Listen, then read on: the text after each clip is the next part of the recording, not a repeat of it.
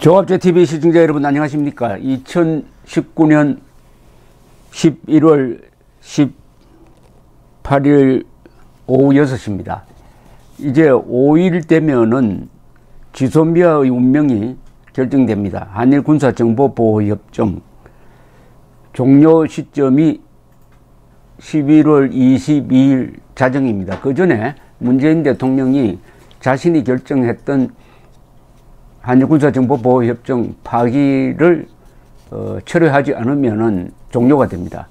그러면은 한미일 관계가 아주 어려운 지경으로 들어가고, 특히 미국이 아주 공개적으로 합참의장, 국방장관 등이 나서서 공개적으로, 그리고 대통령 앞에서 제발 좀 철회를 해달라고 해도 문재인 대통령이 못하겠다고 했는데, 앞으로 며칠 사이에 기적적인 반전이 일어나지 않으면은 이게 결국 한일 군사정보보호협정이 사라지는, 그래 함으로써 한미일 동맹의 상징적인 기구 하나가 없어지는 사태로 가게 되고, 그 뒤에는 최악의 경우에 주한미군 철수, 한미동맹 해체로까지 갈 수 있는 그런 길이 열립니다.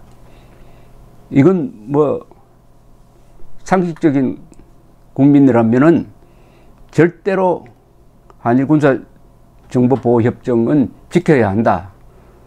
차라리 9.19 남북 군사 합의서를 없애야 하고 이것은 지켜야 한다. 그런데 없애야 할 남북 군사 합의서는 지키고, 지켜야 할 한일 군사정보보호협정은 파기한다. 그러면은 문재인 대통령은 한미동맹을 해체하고 중국과 북한 편에 서겠다는 공개적인 의사천명이 아니겠느냐, 이렇게 보는 것이 상식적입니다. 뭐 하나의 과장도 더도 덜도 빼고 뭐 할 필요 없는 것인데, 여기에 대해서 이제 여론조사를 해보면 말이죠. 리얼미티가 CBS 의뢰로 지난 15일 전국 19세 이상 성인 501명을 대상으로 조사를 해보았더니 플러스 마이너스 4.4%포인트의 표본 오차가 있습니다. 지소미아 파기에 찬성하는 사람이 55.4%입니다. 그리고 아니 계속 유지해야 된다는 생각이 33.2%입니다. 그러니까 55는 파기, 33은 계속 유지, 이렇게 나왔습니다. 전 연령층, 부산, 울산, 경남을 제외한 전 지역, 진보층과 중도층에서 파기해야 된다는 여론이 앞섰고, 유일하게 보수층과 그리고 부산, 울산, 경남 지역에서만 이 군사정보보호협정을 유지해야 한다는 의견이 앞섰다고 합니다. 이것은 지난 6일 조사 때보다, 그러니까 한 12일, 한 10여일 전보다도 파기해야 된다는 주장이 7.1%포인트나 늘어난 겁니다. 유지해야 된다. 대한민국의 생명줄인 한미동맹을 유지하는 것과 마찬가지입니다. 거기에 해를 끼치는 이 정책을 찬성하는 사람이 55%나 됩니다. 55%. 안보 자해에 55.4%가 동참하고 밀고 있다면은 국민 다수가 스스로 자신의 안전을 요행수에 맡기고, 자신의 안전을 미국에 맡기는 것 같았는데, 또 미국에 대해서 뭐 미국이 원하는 건 또 해주지도 않아요. 이것은 대미 사대주의하고 또 다릅니다. 대미 사대주의는 미국의 안보를 부탁을 하면은 미국이 하자는 대로 해줘야 될 것 아닙니까? 그것도 하지 않고, 자, 이건 죽도 밥도 아니죠. 말하자면은 어떤 논리적인 이유로 설명이 안 됩니다.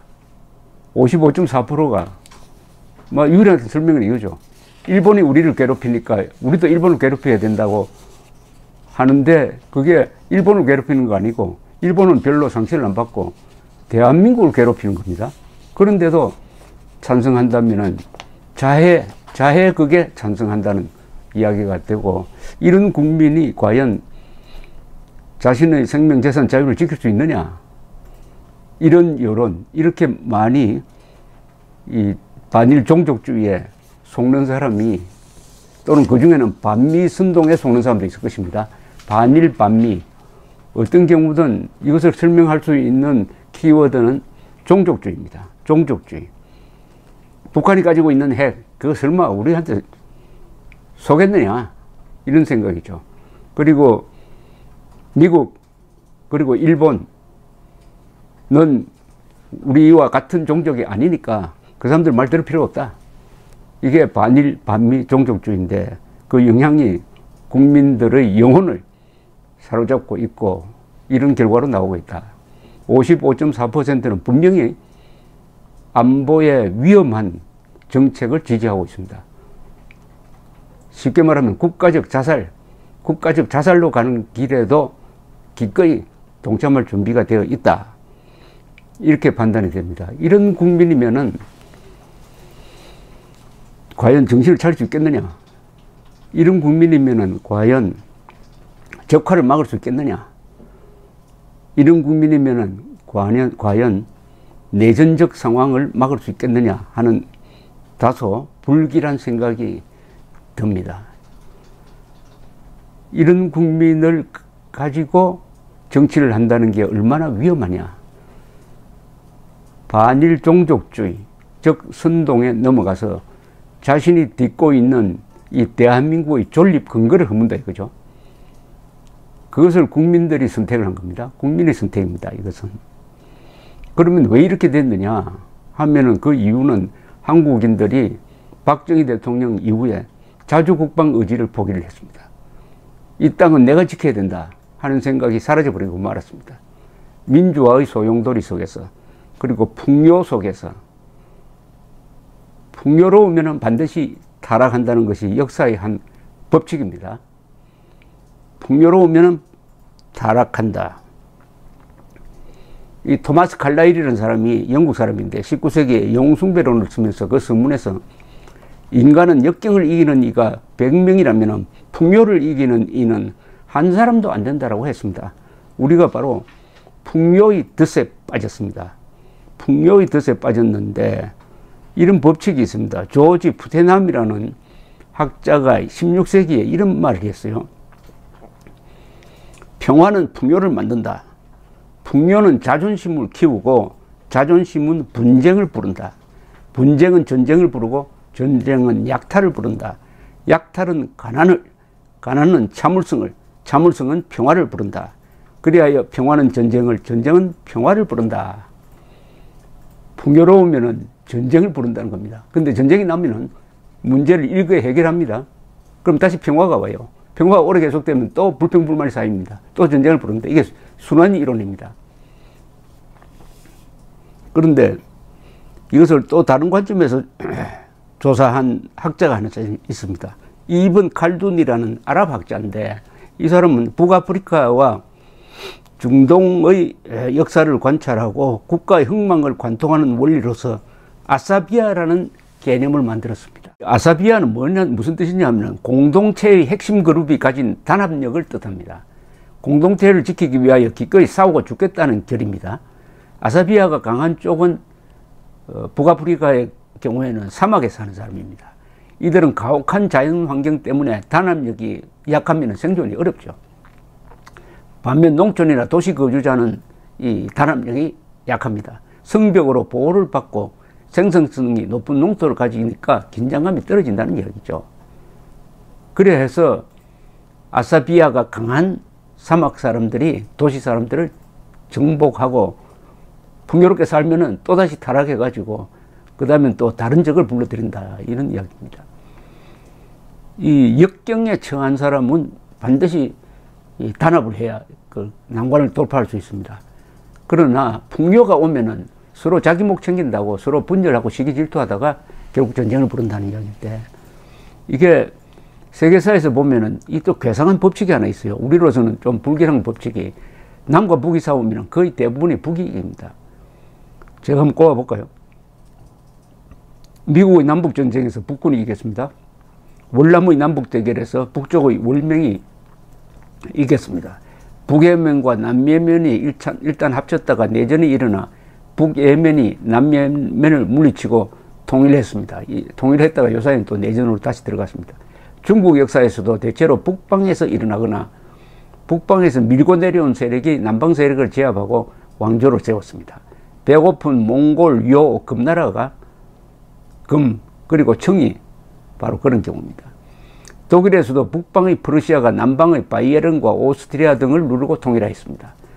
프랑스에서도 북방의 파리 세력이 남방의 부르고뉴 공국을 누르고 통일했습니다. 스페인에서도 북방의 기독교 세력이 남방의 이슬람 세력을 몰아내고 통일하는 과정을 한 700년 동안에 걸쳐서 이어갔습니다. 이탈리아의 북방에서 내려온 게르만족에 로마가 당하였습니다. 이탈리아도 19세기에는 이탈리아 통일이 북방 토리노 근방에 있던 사르디니아 왕국이 주도해서 이루어졌습니다. 그런데 여기에 예외가 하나 있습니다. 한국입니다. 한국은 남쪽에 근거를 둔 신라가 백제 고구려를 멸망시키고 통일을 했다.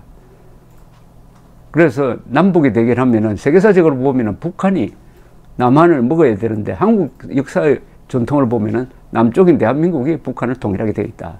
뭐 이렇게 정의를 할 수 있는데 왜 북쪽이 강하냐? 역시 자연 환경이 가혹하니까 단결을 하지 않으면 안 된다. 남쪽은 어느 나라든지 바다와 가까이 있고 해가지고 날씨도 좋고 하니까 사람들이 먹고 사는 거 별로 걱정하지 않고 그러다 보니까 긴장감이 해이된다.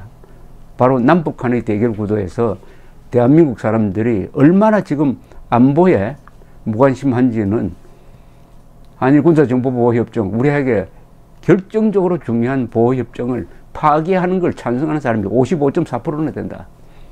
이런 국민이 과연 생명재산 자유를 지킬 수 있느냐? 크나큰 문제점을 던지고 있습니다. 그럼 왜 이렇게 됐느냐? 아까 자주국방의 의지의 결력, 그 다음 플러스 하나는 공산주의가 악이라는 것을, 절대 악이라는 것을 제대로 가르치지 않았습니다. 그러니까 북한 노동당 정권을 적으로 보고 악으로 봐야 되는데 적으로도 보지 않고 악으로도 보지 않는다. 종족주의 선동에 넘어가가지고 같은 민족이니까 적이 아니다. 같은 민족이니까 적이 아니다. 그걸 공산주의를 가르치지 않으니까 북한이 주장하는 것도 뭐 일리가 있다. 이렇게 돼버린 거죠. 그리고 또 하나 큰 요소는 한자를 포기하고 한글 전용으로 가는 바람에 한국 사람들이 어휘력이 약해져 가지고 분별력도 약해졌다. 이렇게 생각이 듭니다. 어쨌든 이것은 아주 불길한 수치입니다. 불길한 수치. 한일 군사정보협정 파기 찬성 55.4%. 어떻게 55.4%, 저 잘못 판단하고 있는 사람을 어떻게 돌려놓을 것이냐. 그것이 국민혁명의 핵심입니다. 국민혁명은 진실을 가르치는 겁니다. 거짓이 판치는 세상에서는 진실을 말하는 것이 혁명이라고 합니다. 국민혁명을 통해서 국민들이 진실을 알도록 하는 것, 여기에 모든 것을 걸어야 합니다. 감사합니다.